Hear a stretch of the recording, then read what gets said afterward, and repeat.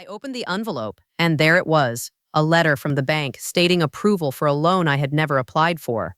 My heart skipped a beat, confusion washing over me like a cold wave.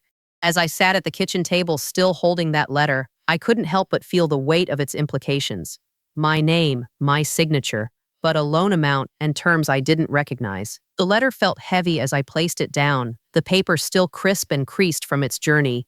Derek blinked in my mind, but I pushed the thought away, knowing I needed more information before jumping to conclusions. I decided to call the bank directly. My voice was steady as I dialed the number, each ring bringing a faint hope that this was all some clerical error. When I finally got through to a representative, I explained the situation as clearly as I could, trying to keep my emotions in check. The woman on the other end listened patiently, her voice professional. She confirmed the application date and the signature on file, both undeniably mine. I asked if there was any way to view the application documents. She suggested visiting the branch in person to present my ID for access. After hanging up, I sat there for a moment, trying to gather my thoughts. The idea that someone could have forged my signature was both infuriating and terrifying. It felt as though a shadow was cast over the people I trusted most. That afternoon, I drove to the bank. The building stood imposing as ever, its glass facade reflecting the world outside. Inside, the air was cool and sterile. After a short wait, a representative brought out the copies of the loan papers. I studied the documents carefully, each page bearing resemblance to my handwriting but not quite perfect. The signature, my signature, was unsettlingly similar. My stomach churned. How could this happen? I left the bank with a photocopy of the documents, evidence in hand, yet my mind was still reeling. My immediate thought was of my cousin Derek. He and I had shared a close bond growing up, nearly like siblings. He was the only one who might have had access to the kind of information needed to pull this off. But accusing him outright without proof would shatter a relationship and possibly the wider family dynamic. Driving home, I tried to recall any recent interactions that might have hinted at this betrayal. Derek had been distant lately, but I'd simply chalked it up to work stress. Now, it seemed there was more to the story. I knew then that this was only the beginning. Understanding the full scope of what had happened and how to rectify it would take time and patience. My resolve hardened as I parked and stepped out of the car, the afternoon sun warming my face. This would not go unresolved. Back at home, I organized the evidence I had, laying everything out on the dining table, the letter, the photocopies, my own notes. It was my first glimpse at the puzzle I needed to solve, with a critical piece still missing. I took a deep breath, considering my next steps. Derek needed to be confronted, but not yet.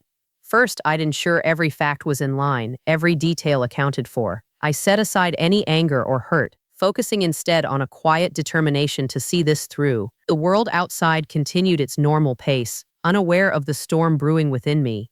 But in that moment, I felt a certain clarity. This wasn't just about the money, it was about trust, family, and integrity. I wouldn't stop until things were set right. The very next day, I made my way to the bank, resolved to get clarity on this mess. The bank manager, a stern but kind woman named Mrs. Calloway, greeted me with a nod. She led me to a private office away from the bustling lobby. As we sat down, she placed a folder gently on the table between us. Calloway explained that the loan application had indeed come through their systems as legitimate, complete with my signature and what appeared to be my identification. But the details, like the address and employment information, were slightly off. They were close enough not to raise alarms at first, yet just different enough to suggest deception. I leaned forward, studying the documents, noting again how the handwriting eerily mirrored my own. Mrs. Calloway watched me with a kind of cautious sympathy. "Whoever did this," she said, "knew you well." As my eyes scanned the papers, my mind spun through the possibilities. Derek. It had to be. He was the only one aside from my immediate family who had such intimate access to my personal details. It was infuriating to think he could betray our trust so utterly. But I couldn't let emotion pull me off course. I needed more than just a hunch. So I asked Mrs. Calloway if she could provide a timeline of when the documents were submitted and who handled them. She obliged, clicking through her computer with brisk efficiency before printing out a log of interactions. The date of the application matched a weekend when Derek had visited. He had stayed in my apartment while I was away on a work trip. I'd offered my place freely, thinking nothing of it. Now, it seemed, he had taken advantage of my generosity to collect the pieces he needed to impersonate me. My heart sank, but I kept my composure. "I appreciate your help. I told Mrs. Calloway, gathering the documents and logs she handed over. She promised to keep the matter confidential for now, something I was deeply grateful for. The last thing I needed was this becoming family gossip before I had all the facts. Walking out of the bank, the weight of the betrayal sat heavy in my chest. Derek and I had been like siblings, sharing secrets and supporting each other through countless ups and downs. He'd been the best man at my wedding. How could he do this? Back in my car, I placed the documents on the passenger seat, my mind a tangle of thoughts and plans. Confronting him now would be premature. I needed to approach this not with anger, but with undeniable proof and steady resolve. I spent the next few days reaching out to anyone who could shed light on Derek's recent activities. A mutual friend let slip that Derek had been under significant financial pressure, hinting at debts he hadn't shared with anyone else. The puzzle pieces were starting to form a clearer picture. Derek's desperation had led him down a path I never thought he'd take. Despite the growing evidence, I felt a deep sadness more than anger. How had we reached this point where trust felt so fragile and the bonds of family so easily fractured? Late one evening, while sifting through old photos of happier times, a thought struck me, one that was more sobering than the rest. In the silence of my living room, a realization settled in. If I didn't handle this delicately, the repercussions could ripple through our family, leaving scars that might never heal. I was determined to find a solution that preserved what little was left of our relationship, but also demanded accountability. Derek needed to face the consequences of his actions, not just for me, but for the family he risked tearing apart. My plan was simple yet firm. Gather irrefutable evidence, confront him in a setting where truth was the only option, and make sure justice was served without turning this into a family spectacle. It was a tall order, but one I was ready to fulfill. With each passing day, my resolve only deepened. I was ready to face whatever came next, with clarity and quiet strength. The family dinner was already underway when I arrived. The clinking of cutlery and soft buzz of conversation filled the room, masking the tension I carried with me. Derek was seated across from my aunt, laughing at something she'd said. He seemed at ease, completely unaware of the storm brewing beneath my calm exterior. As dishes were passed around and laughter moved freely across the table, I knew I couldn't delay any longer. My heart was steady, my resolve even firmer. I reached into my bag, the papers feeling heavier than they should. I waited for a lull in the conversation, then spoke with a tone I hoped sounded more casual than it felt. "Derek," I began, drawing his attention.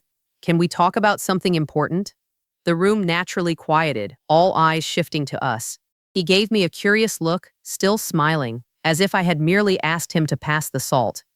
I laid the documents on the table between us, carefully unfolding them so everyone could see. "This," I said, tapping the forged signature, "isn't mine, but I think you know that." My voice was steady, cutting through the din like a cold blade. He glanced down, his expression unreadable at first, then morphing into something more feigned than genuine. "Oh, this must be a mix-up," he said, waving a hand as if I'd presented him with an errant grocery list. "You know how banks can be with their paperwork." The room was silent, the weight of his lie hanging between us like an unwanted guest. My family shifted uncomfortably in their seats, unsure whether to intervene or let us handle this on our own. I didn't flinch, didn't show the betrayal that coursed through me like a second pulse. I slid the papers closer to him. "It's more than that," I replied, my voice even but carrying an unmistakable edge. "The bank confirmed these details were added recently and your name connects to them." He raised an eyebrow, leaning back into his chair as if it were some casual debate about politics or the weather. "It must be a misunderstanding," he insisted, a slight smirk pulling at his lips. "I would never knowingly involve myself in something like this." His words were so dismissively confident that they might have convinced someone less prepared. But I was ready. I didn't need to push further. The truth was already unraveling in the minds around us. They could see the evidence plain as day, the dates, my signature, the paper trail leading back to him. His denial, however, was expected, almost scripted in its predictability. I maintained my calm, knowing the proof I had was a fortress no amount of charming smiles could breach. I didn't argue, didn't need to, really. My silence was punctuated only by the soft shuffle of a dish being moved, a fork delicately placed onto a plate. Derek's parents exchanged uncertain looks, clearly blindsided by the accusation. My aunt, who sat beside him, eyed him with a mix of disappointment and confusion. She turned to me, almost apologetic. "This can't be right, surely?" she ventured. Her voice was gentle, not wanting to believe what was unfolding. I met her gaze, softening for a moment. I wish it weren't, I said, holding her eyes with an honesty that felt like a breach of the decorum that had blanketed this family for so long.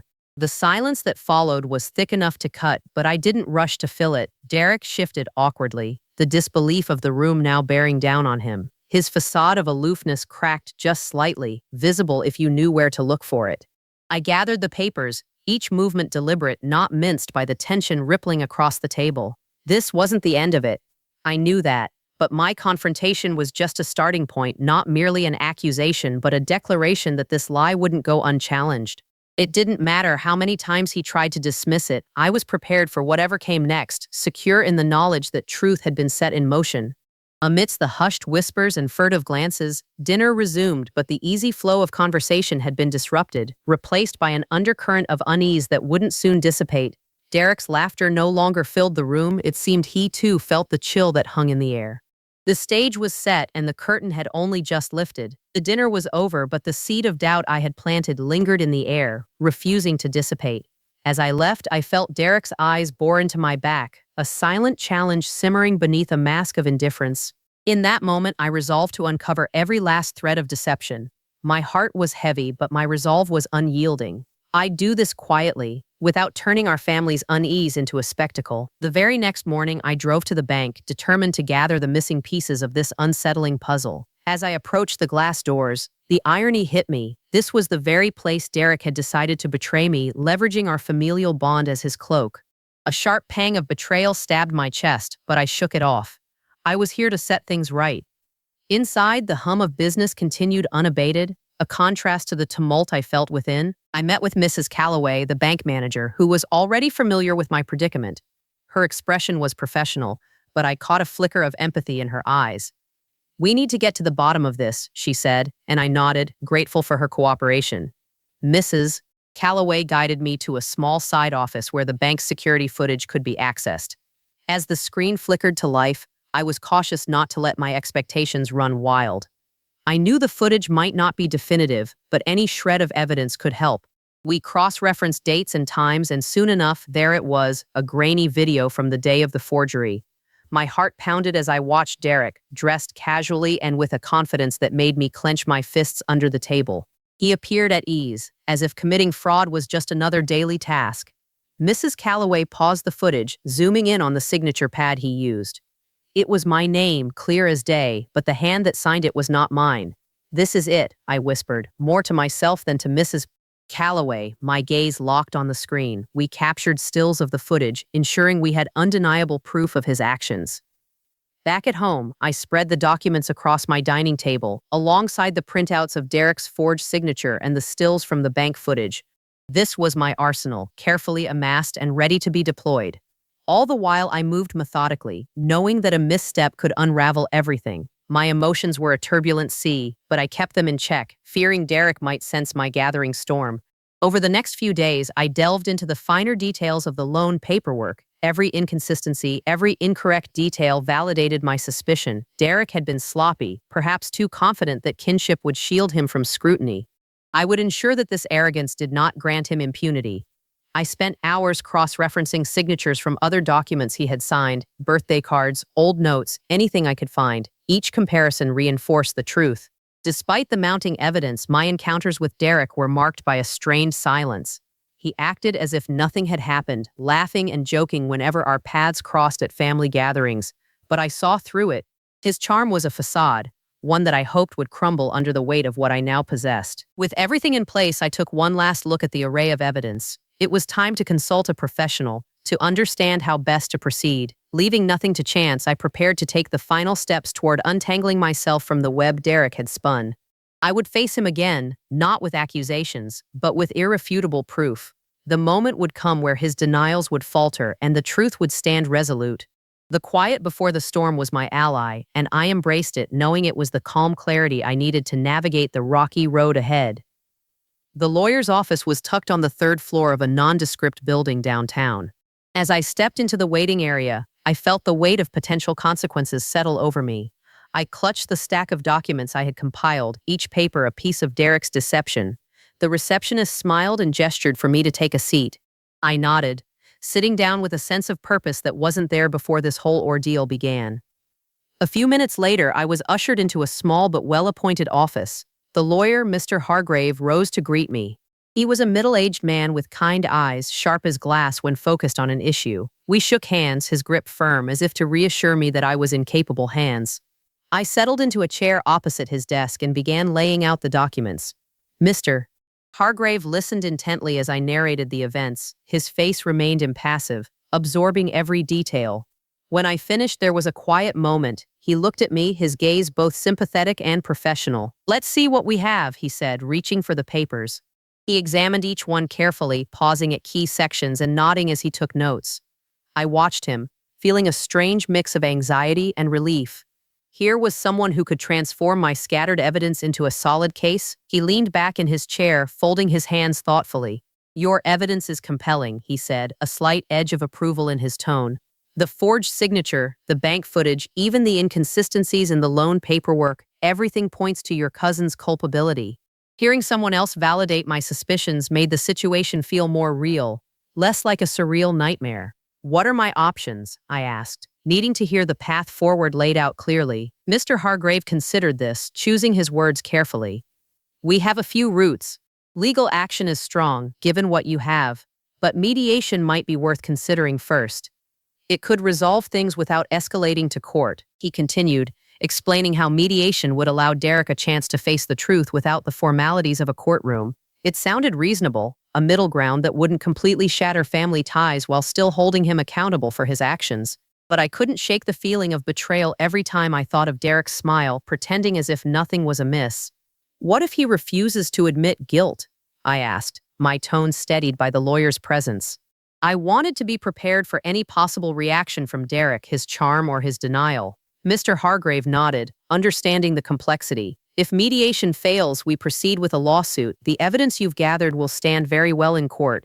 You'll be vindicated, and Derek will have to deal with the consequences." His confidence was reassuring. I knew that with Mr. Hargrave on my side, Derek's denial would be a harder act to maintain. It was comforting to have an ally who understood both the legal and emotional intricacies of the betrayal. We spent the next hour discussing the nuances of the case, every potential scenario meticulously mapped out. Mr.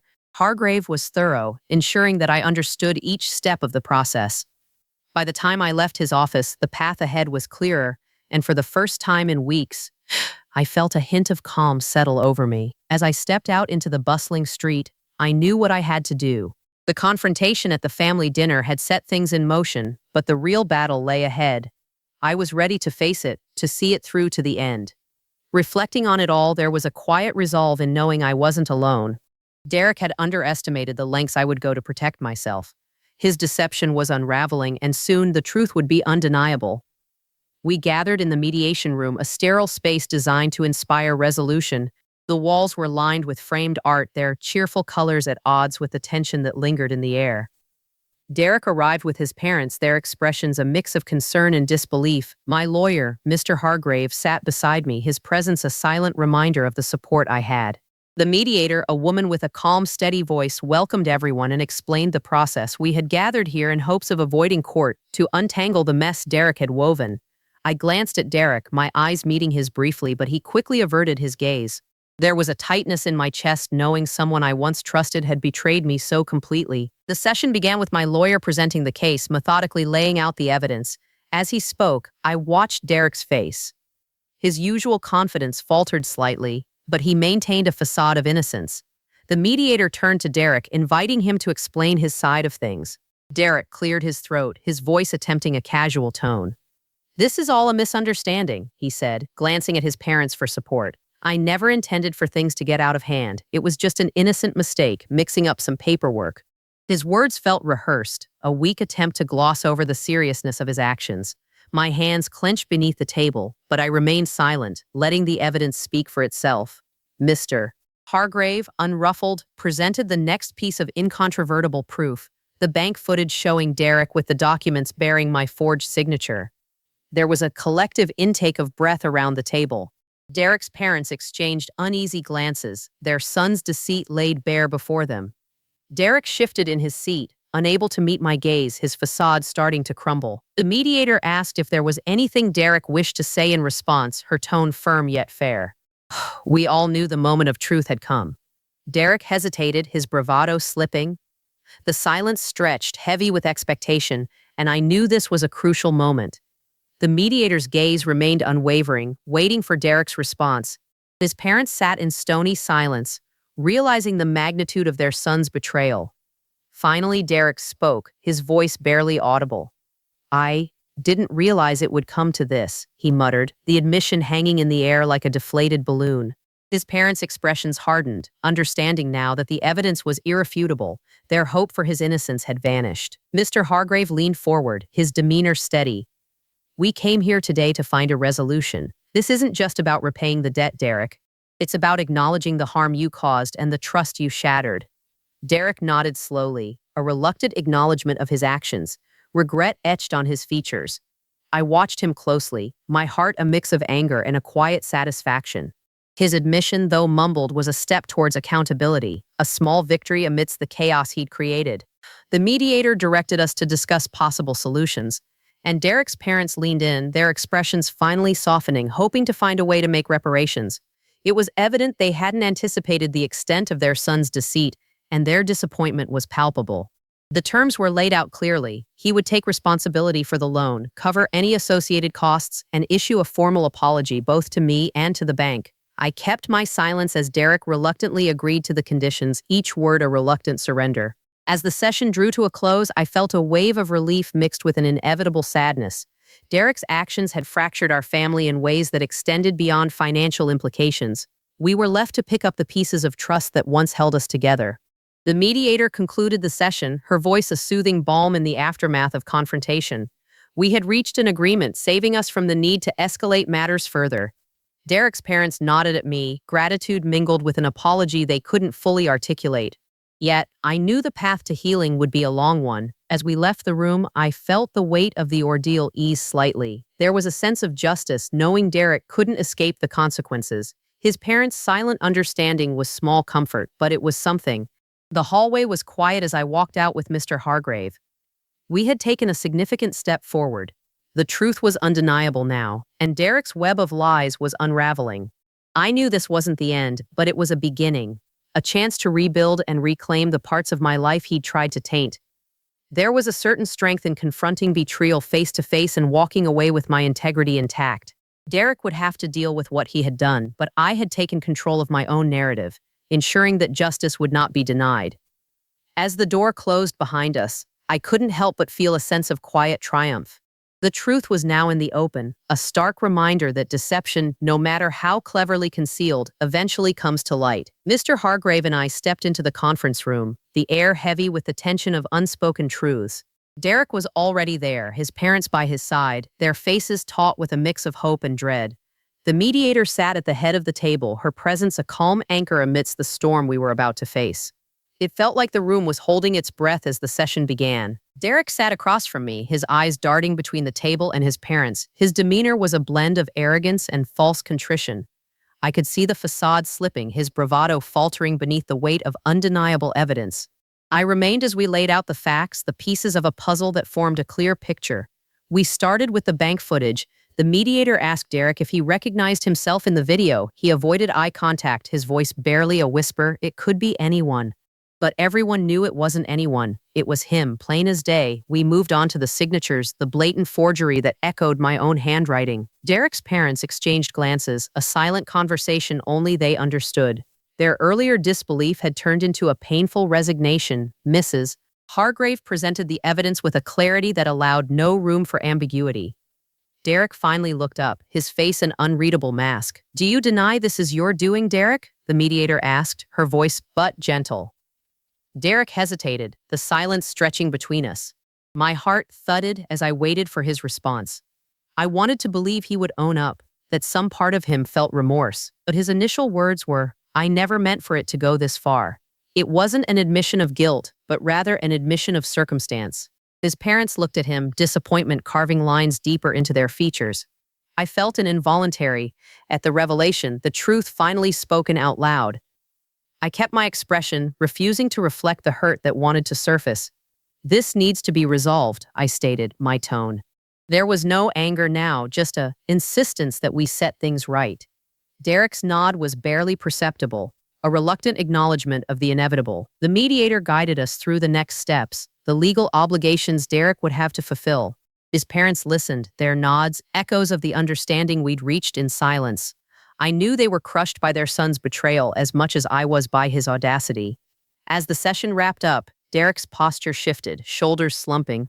He mumbled something resembling an apology, but it held little weight against the backdrop of his actions. I accepted it silently, knowing words alone couldn't bridge the chasm he'd created. The mediator outlined the agreement, ensuring everyone understood their commitments. Derek was to take full responsibility, covering all financial costs and submitting a formal written apology. His parents had insisted on that last part, their desire for accountability a small consolation in an otherwise heartbreaking scenario. A part of me mourned the loss of the trust we once shared, but there was also relief coursing through me. The path forward was clearer now, marked by a sense of justice served.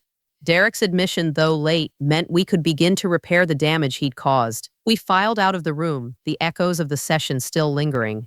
Derek's parents paused beside me, their eyes yet filled with unspoken apologies. I nodded in acknowledgement, understanding the complexity of their feelings. I knew this journey of healing was theirs to navigate too. Stepping out into the hallway, the air felt lighter somehow. I allowed myself the first true one in what felt like ages. It wasn't over, not by a long shot, but the worst was behind me. Derek's deceit would no longer cast a shadow over my life. Mr. Hargrave fell into step beside me, his presence a reassuring reminder of the support I had. I could sense his approval, the silent congratulations for standing my ground. This ordeal had taught me that strength often lies in the calm assertion of truth, even against the fiercest tides of betrayal. As we walked away from the building, I felt the weight of what had transpired begin to lift. Derek would face his responsibility, a necessary step towards amends, but the real victory was mine. I had navigated through the storm, my integrity intact, ready to reclaim the narrative he tried so hard to rewrite. The bank wasted no time in processing the annulment of the fraudulent loan. As I sat across from Mr. Hargrave at his office, I watched him finalize the paperwork that would erase Derek's stain from my financial record. With a decisive flourish of his pen, the last remnants of Derek's deceit were erased. My credit score, which had taken a hit due to the loan, would soon be restored. Mr. Hargrave passed me the final forms to sign, his expression one of approval. I felt a wave of wash over me, knowing this ordeal was finally being put to rest. The weight of those papers felt like a tangible symbol of my victory over betrayal. Derek was legally bound to cover every penny associated with the loan, interest, penalties, and fees. His admission during mediation was more than just a personal confession. It was the linchpin in securing this resolution. I felt a sense of gratitude seep through my resolve as I signed the documents, confident that this path of justice would guide Derek to understand the gravity of his actions.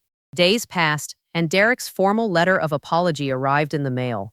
The envelope was plain, the handwriting familiar. I paused before opening it, the reality of our family dynamic shifting in my mind.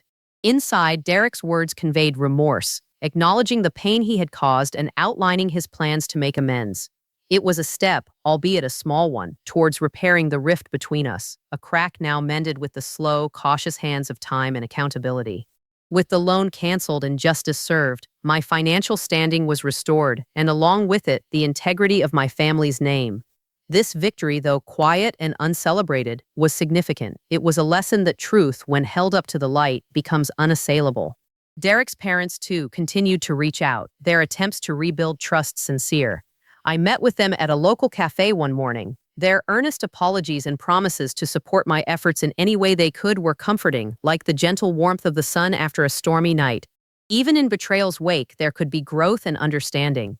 As the days turned into weeks, I found myself reflecting on the events that had transpired. A part of me yearned for the simplicity of our relationships before Derek's actions had come to light. But another part appreciated the resilience that had been unearthed within me. I had stood my ground, navigated through the chaos, and emerged with my integrity not only intact, but reinforced. I received a call from the bank manager confirming the loan's cancellation and my financial standing's restoration. His tone conveyed the finality of our ordeal. It was an acknowledgement of my perseverance and a nod to the power of truth. I thanked him for his assistance throughout the process and hung up, feeling a spread across my face. This chapter was closing, neatly and justly. I walked past my favorite park on my way home. the place where I had often sought solitude during this tumultuous time. Its quiet paths were now a reminder that life, with its ups and downs, continues in its steady rhythm. As the cool breeze rustled the leaves, I felt a sense of peace settle around me. This was a new beginning, untainted by Derek's past actions. Reflecting on the events, I realized that the ordeal had given me something unexpected, a deeper understanding of myself and those around me. The betrayal, though painful, had revealed the strength of my character and the support of those who truly mattered. Derek's deception had been an unwelcome test, but through perseverance and courage, justice had prevailed. As the sun set on another day, its golden light casting long shadows, I knew that I was ready to move forward. The future awaited, unburdened by the shadows of the past. With a resolve, I embraced the knowledge that this victory was not just about financial justice, but also about reclaiming the narrative Derek had tried to distort. In the end, integrity and truth were the real victors. I had faced betrayal and emerged not just unscathed, but strengthened. And that, I realized with a smile, was the most profound justice of all.